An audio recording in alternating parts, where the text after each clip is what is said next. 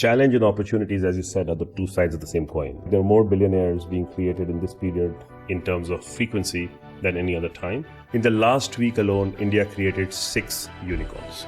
Just to give you an idea, the frequency is actually bigger. A venture studio is not a 6-month, 1-year game. A venture studio is a lifetime game. If he believes that this thing is good and goes and tells people that other people come and invest in, first thing he should do is put his money where his mouth is and put his own money to work, correct? Yes. And when he's not doing it, I am suspicious. They say, if your product is perfect, you are too late. Yeah, that's correct. In my opinion, it is not luck. It is something as simple as entrepreneurship. Hello everyone, my guest today is Prashant K. Gulati, PK, a technology innovator, angel investor, mentor, idea accelerator, and commentator with interests in innovation, startups, mobility, wireless, and online media, and has very specific, unique perspective on what the change is.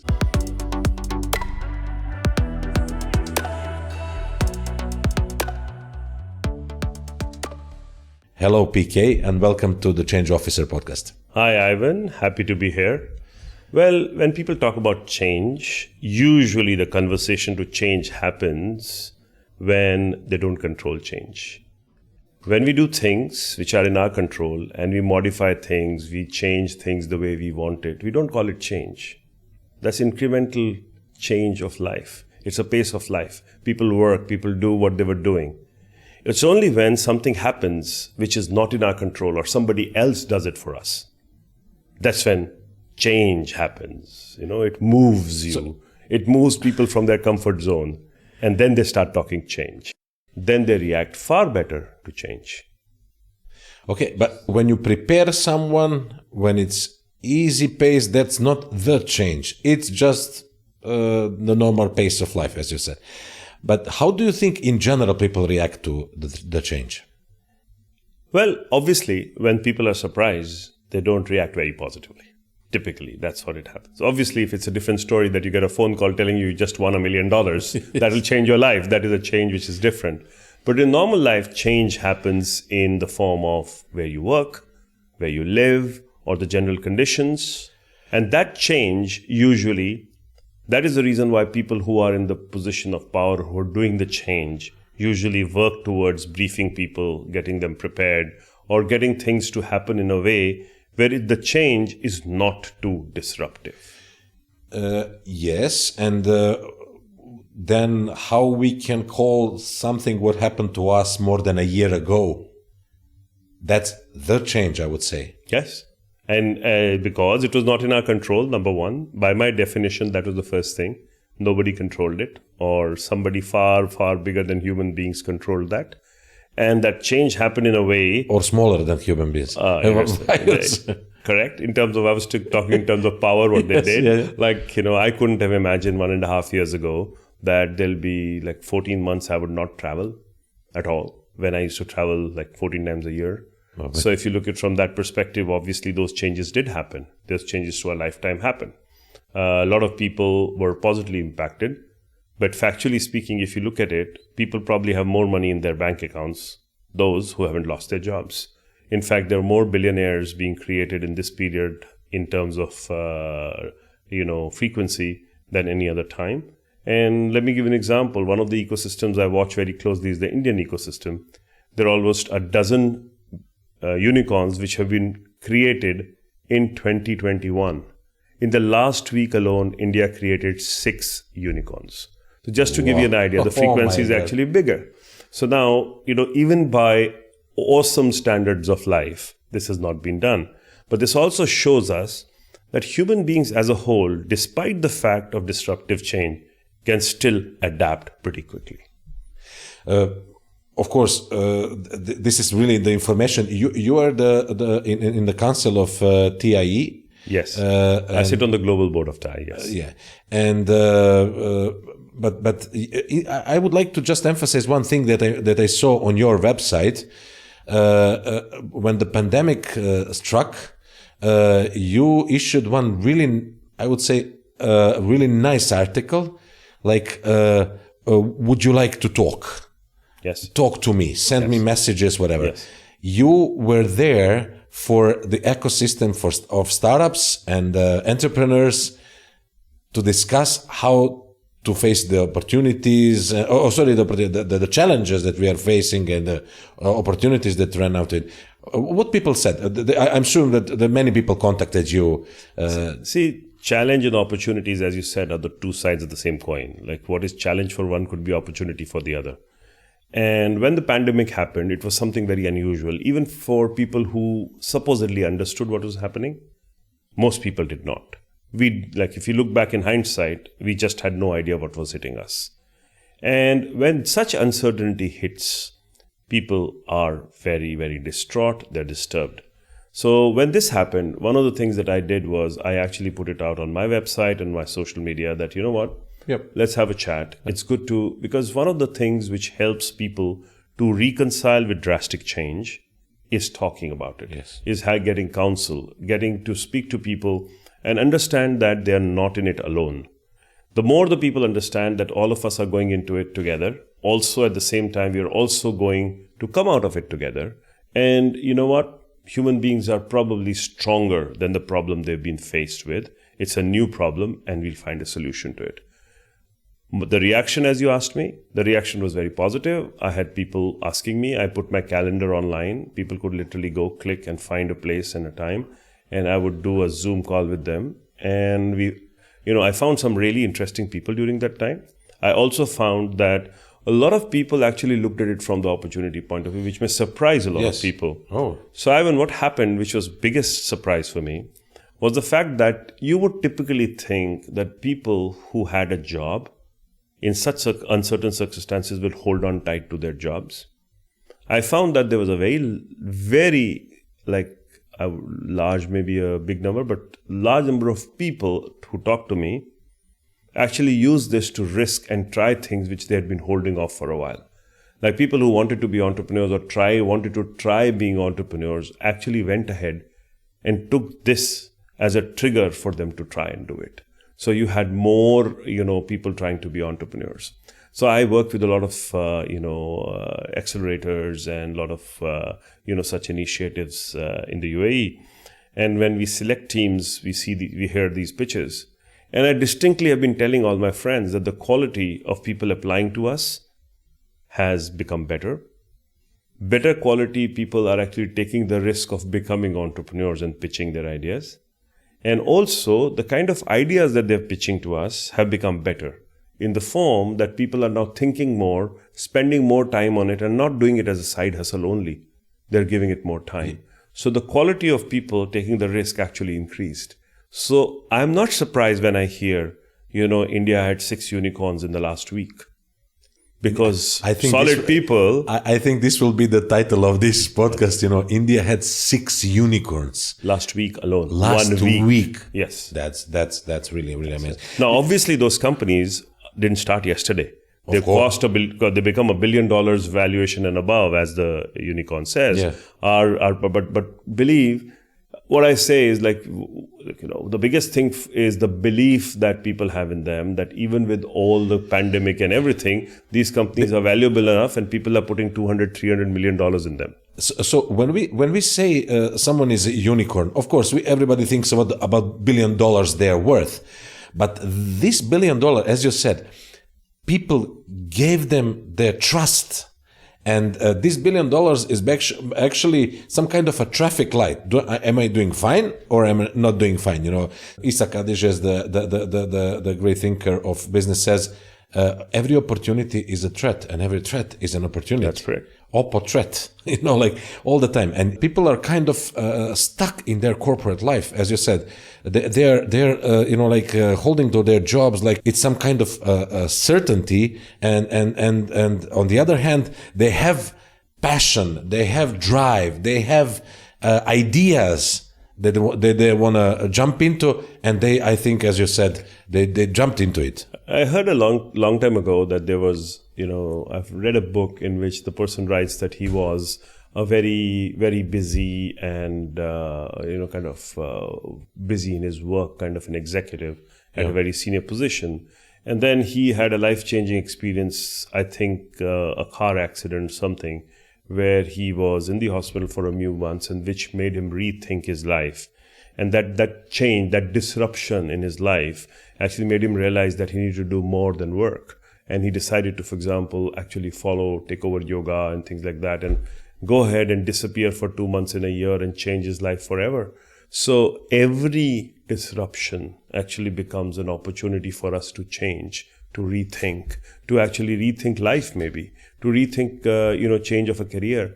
I personally believe that all these people that I'm talking about are the people who wanted to do something like this, but could not get them to a point because their growth and normal way of life was so much in them that this disruption, which got caused, actually made them think outside the box and saying, hey, I want to do this. When am I going to do this? And, another disruption like this, I'll never get a chance. Let me do it now. So people actually went out and did that. There is something that psychologists call near-death experience. And actually, this is something that really happened to us, and unfortunately, a lot of lives are lost during this pandemic, and everybody knows someone, and a lot of people, and then people are rethinking, as you said. But yes, so there are new ideas, there are fresh ideas, more people ready to commit to where we are at. But also, I read one of your tweets that say accelerators, hubs, and those things are past. And that was a kind of a question. You're smiling and saying probably we are more leaning now towards venture studios and venture builders. What is the difference, and why do you think that change happened? Listen, that tweet was actually a provocative tweet on purpose. Yeah. And the reason for that was that the ecosystem seems to measure its success by the number of accelerators, incubators, and all these programs. Okay, most of these programs are supported by the government or somebody funding them, and most of these programs are not run by entrepreneurs. They are run by people who are consultants and people who are teachers. So I usually laugh at that, and that's the reason I asked the question like, so it seems like the season of accelerator, incubator, corporate innovation, centers and all is over. Because now whoever I meet is now not doing an accelerator or not pitching for an accelerator. They're now pitching for a venture builder. The venture builder used to be the definition, or venture builder or venture studio used to be a definition where an entrepreneur would work with somebody, a younger entrepreneur, and help build the company, be involved in the company. So my thought was like, it looks like everybody suddenly got patience and they will sit and build some companies. Now, I'm not so sure if people who are selling the venture builder idea, all of them, either have the money, the patience, and the commitment that is required to do a venture builder. So we'll see how time tells us how many of these ideas actually work and how many of these ideas turn out to be just glorified accelerators. Your experience in startup world and ecosystem is vast. And what do you think is needed? And I have to tell you, that's my personal interest, and I'm sure a lot of people watching us also. What do you need for a venture builder or venture studio? Because everybody can start it, but as you said, not everybody has all what it takes. You mentioned money, you mentioned knowledge, and maybe the time and the energy to sink into the startups you are venturing. So I believe there are multiple things which are like kind of different in terms of the kind of skill sets or kind of mindset that is required to build a startup studio. Successful startup studios are those which have, in my opinion, 3 very distinct things which are different from an accelerator or any other program. The first one is what I call the Michelangelo effect. There has to be a Michelangelo. Startup studios are anchored by proven entrepreneurs. So you need to have a proven entrepreneur at the center of it. You understand? It's his studio. People went to Michelangelo's studio to learn how he painted, to learn the skill. They became his assistants, hung out with him, built and painted with him. The Sistine Chapel was painted by his assistants, correct? Yeah. So if you look at it from that aspect, so all these things, and by the way, a lot of masters came out from the learners, from the students, correct? Now, this is the same concept I believe is, so there has to be an anchor. So unless there is somebody who's a known successful, been there, done that anchor, it's difficult to call it a venture studio. That's the first one. The second one that I say is something called skin in the game. Skin in the game means you need to actually invest and be invested in it. It doesn't mean sweat equity. It means cash equity. It means money. So if you're doing the startup and you want to be the startup studio guy, the successful entrepreneur has money. So he actually puts the money and actually gets it going rather than putting other people's money at work. Mm-hmm. If you don't have skin in the game, you have no risk. So you're just making money because of your name or whatever the studio. You come in, you take equity from people. What are you giving back? What is your risk? What is your upside? So if the venture studio is being run by somebody where he's getting his full salary, you know what? It's not a venture studio. And the third thing which I talk about and which people have to realize is patience. A venture studio is not a 6-month, 1-year game. A venture studio is a lifetime game. You're taking a substantial equity from the venture. You're supposed to handhold it and be a part as a de facto founder and stay with this venture till success comes, or till it comes to such a big size where somebody else comes in and acquires you out, and the other people are ready to continue this until that exit event happens. If somebody comes to me and says, oh, we have a venture studio, we take the cohort for 6 months or 1 year, I don't think you are a venture studio. Because 6 months, 1 year, nothing happens. Startups need a few years to become stable enough or to be called a success. So all these tests can be used to see if venture studios are really venture studios or not. I could go wrong. There are other things which you could look at. But these things for me are test cases to realize if people are seriously involved as, say, a Michelangelo and spending their time and effort and committing to the babies that they bring in. They're like your children, remember? Your success and their success is tied. You can't say, hey, close it down. You have to work with them to make them succeed because that's when you get your output. This is also one question. Do you think it's possible that someone who has a startup or is a serial entrepreneur starts a studio and then finds also skin in the game, like working hard on it, whatever, and then finds some funding outside? Or do you think it should be his funding? Listen, what's the definition of an accelerator then? So my way of thinking is that the person is a serial entrepreneur. He's sold a few of his, then he has the money, correct? Yes. And if he believes that this thing is good and goes and tells people that other people come and invest in, first thing he should do is put his money where his mouth is and put his own money to work, correct? Yes. And when he's not doing it, I am suspicious. Actually, if I comes to me and says, well, you didn't put any money and you're telling me to put money. So, there has to be proof of that.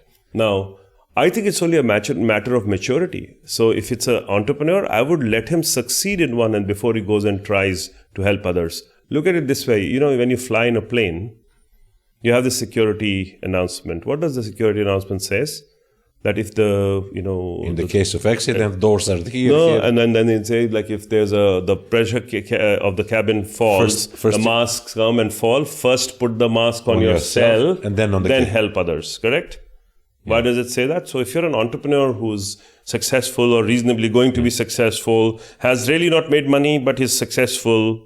The definition of successful has to be defined. So let's wait till you exit and then do it, correct? Rather than trying to do it while you're still doing your own. Yeah. So you're not being fair to your own idea, correct? Yes. That's the way you should. Yes. Thank you very much for this teaching. That's really good.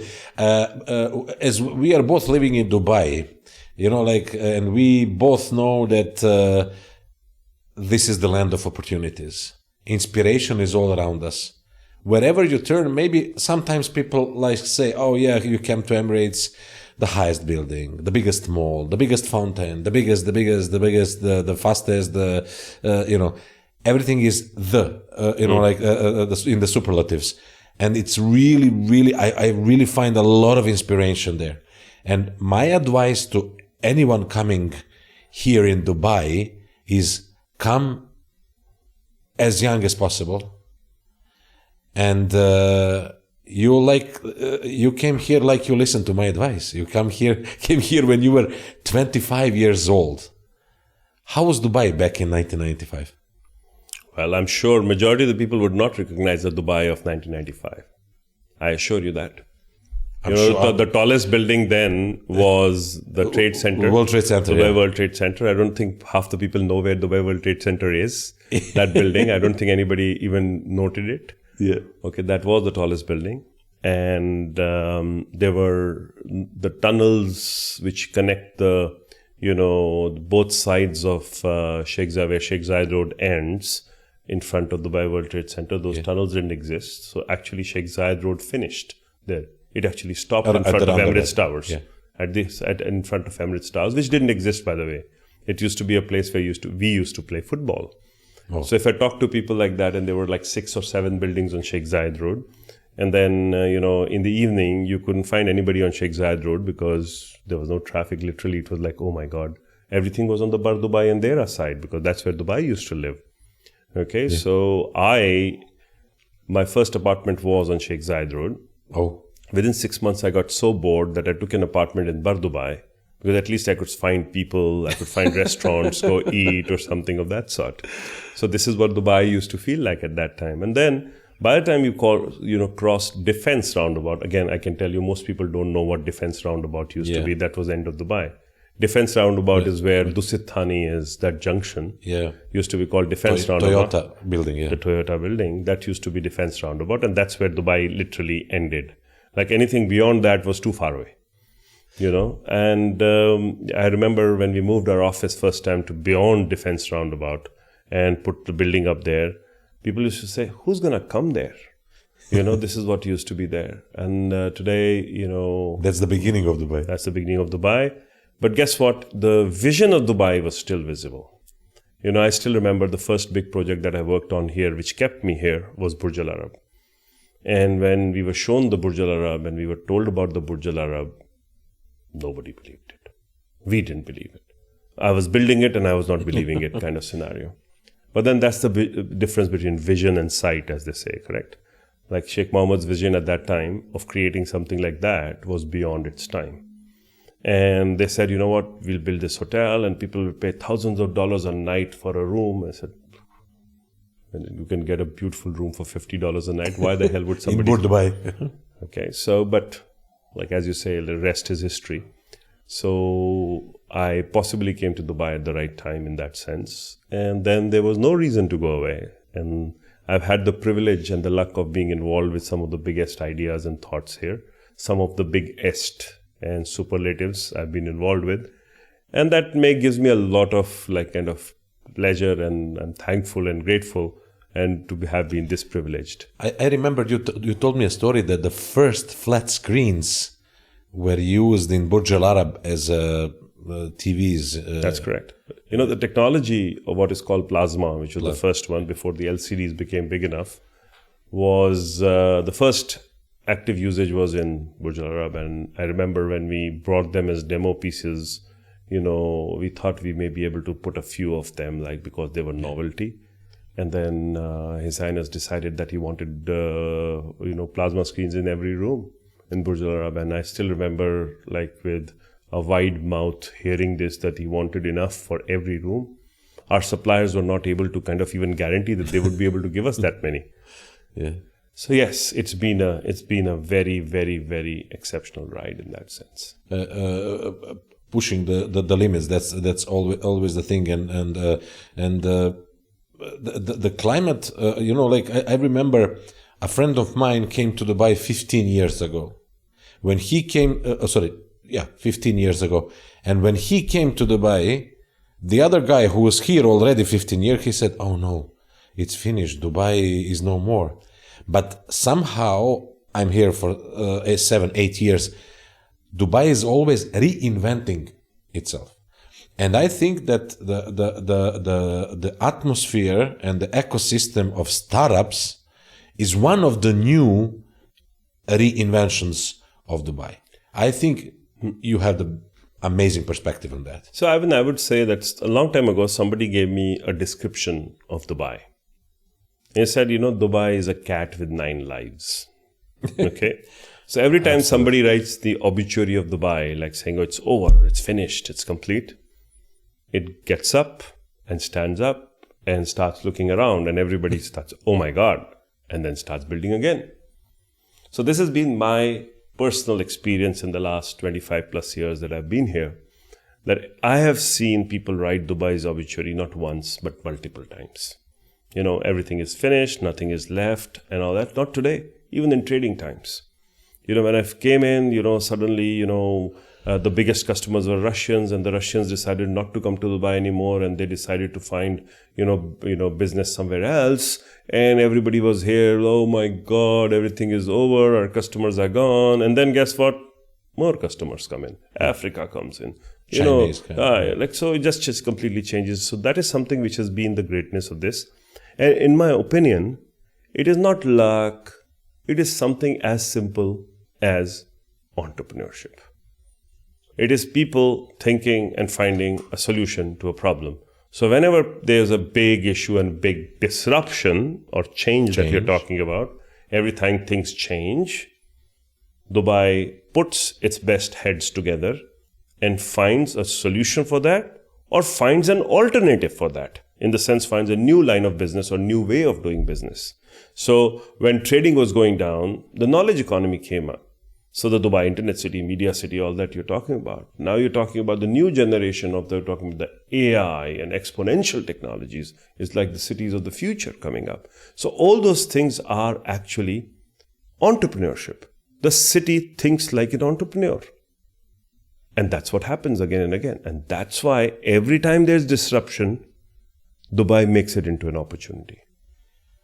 And there is one big disruption, one big opportunity, which is the $82 billion strategy issued by His Highness Sheikh Mohammed.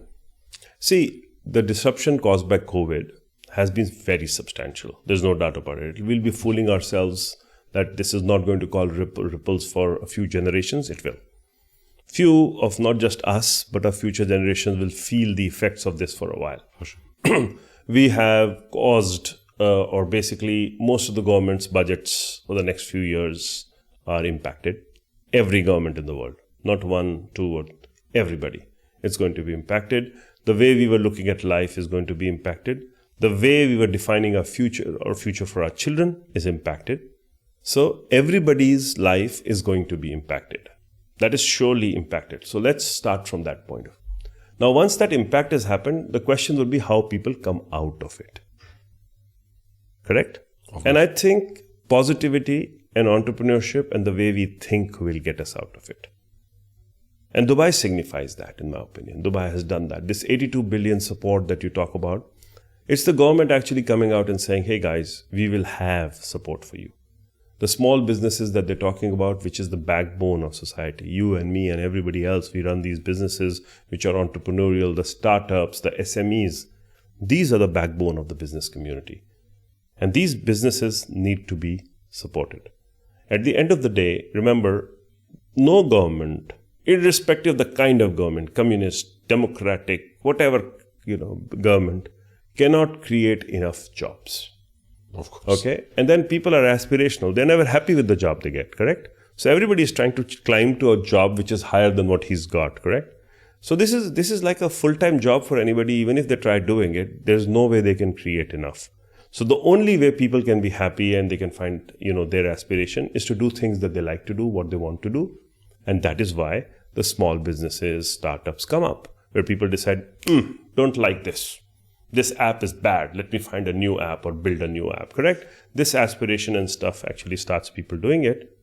And there's no other way but for us to support that.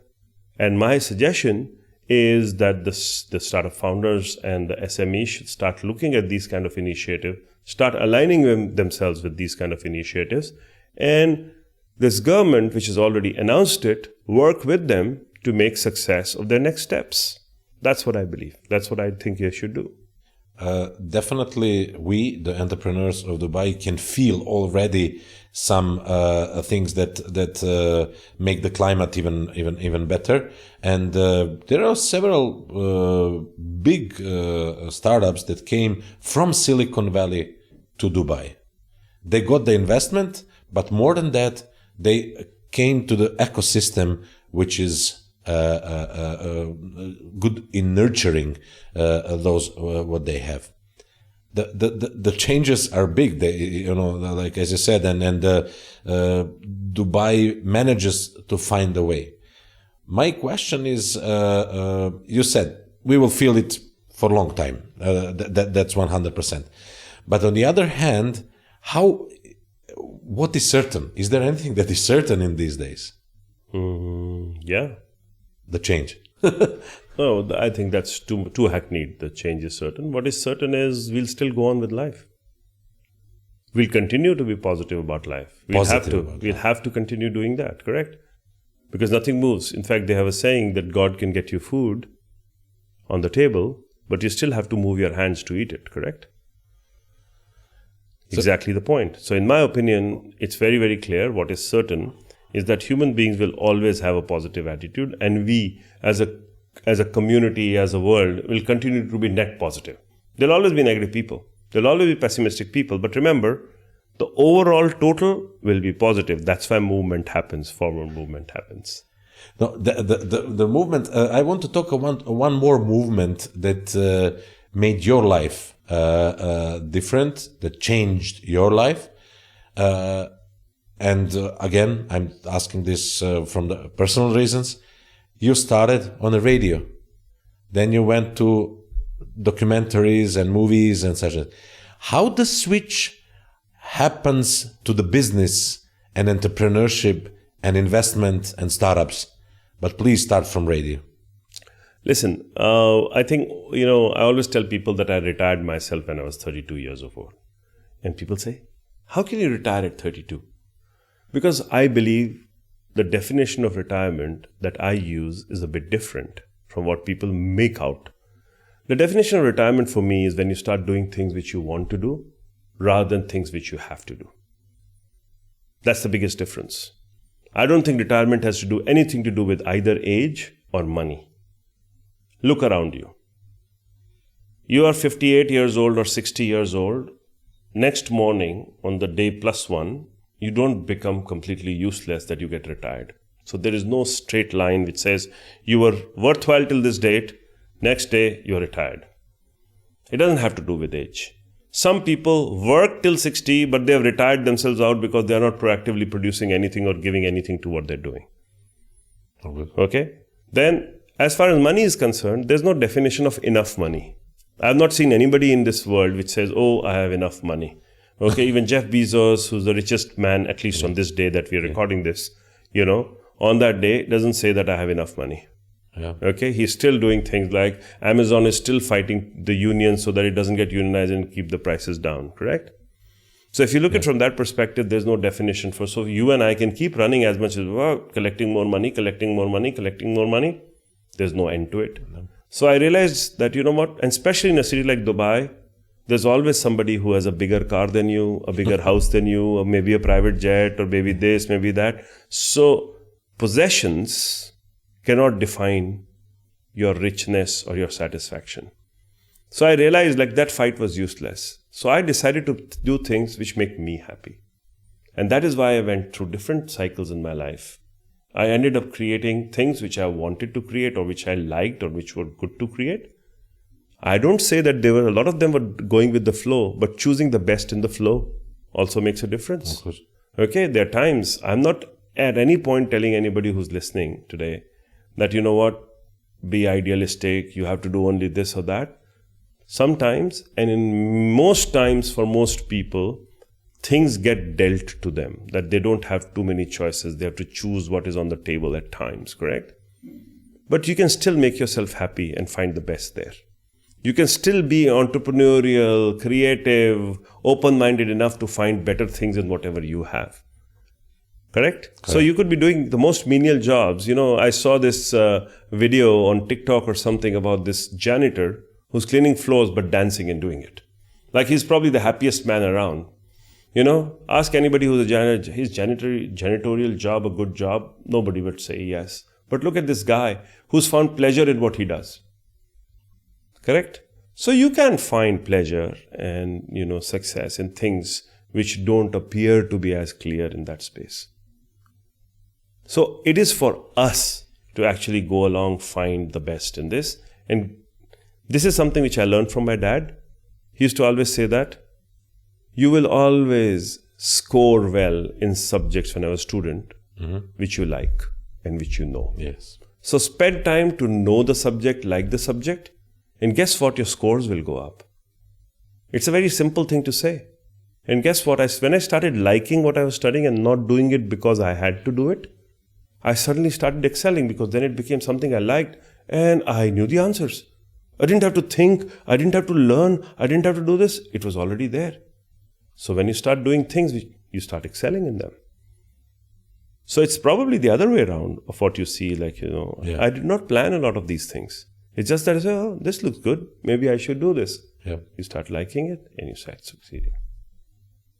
So the key, I think that we said a lot of things today, and I have to tell you that many of them, I'm sure, changed my perspectives, and maybe not changed, but confirmed the way the world really works. And I think that one of the key things you said is that if you are going slowly, pace by pace, that is no change. If the change happens, if you are positive to the things, the good things will happen. And I think we got a lot of positivity and a lot of learning from this one. So is there anything, like concluding this podcast, is there anything that you can say to our viewers and something that will inspire them how to start this change? Because sometimes the biggest thing is to start. You know what? I always say a journey for 1,000 miles starts with a step. Single step. Correct. So there's far more profound meaning in this saying than what you understand. And that profoundness is that, you know what? Start is very important than starting perfect. A lot of us do not do great things. We keep on playing with them in our head because we keep on trying to find the best time, best way, or best shape, best MVP, best product to go out to the market. Okay? Such that we never go out with it because it's never ready. We keep waiting for it to happen. It never happens. And so it's just an unending circle where you end up actually having a great idea. And finally, a few years later, when you find somebody comes up with something like that and you go and tell your friends over a drink, you know what? I thought of Google before Google thought of Google, kind of thing, correct? Yeah. Remember, I think we all know a few people in our life and a course. few times in our life where we are sitting with friends and somebody is saying, you know what? I invented this before this guy invented this. That is the biggest regret in my opinion. So my point would be, start it. Maybe you'll fail. But at least you'll say, you know what, maybe, but I was ahead of time, right? I did that. You'd probably have the satisfaction of having tried. A lot of us don't even try. My suggestion is take the step. Don't wait for the perfection to happen. Don't wait when you have a perfect product, but go ahead, at least get it going. That's really, really amazing because they say if your product is perfect, you are too late. Yeah, that's correct. That is correct. We were not late. And I think this is the amazing first episode of the season. PK, I prepared questions, thoughts and everything, but it took me to another level. And really, thank you very much for being today with us. And I sincerely hope to spend more time with you talking and being inspired by your... Do you do some webinars or some inspirational talking and... I talk all the time, man. So thank you, Ivan. Thank you for having me. Yeah. It's probably the old radio aspect of me. Yes. So, but good. It was an interesting conversation and good because it was not scripted. No, it was fully unscripted. Thank you very much. It was really inspirational. Thank you, PK.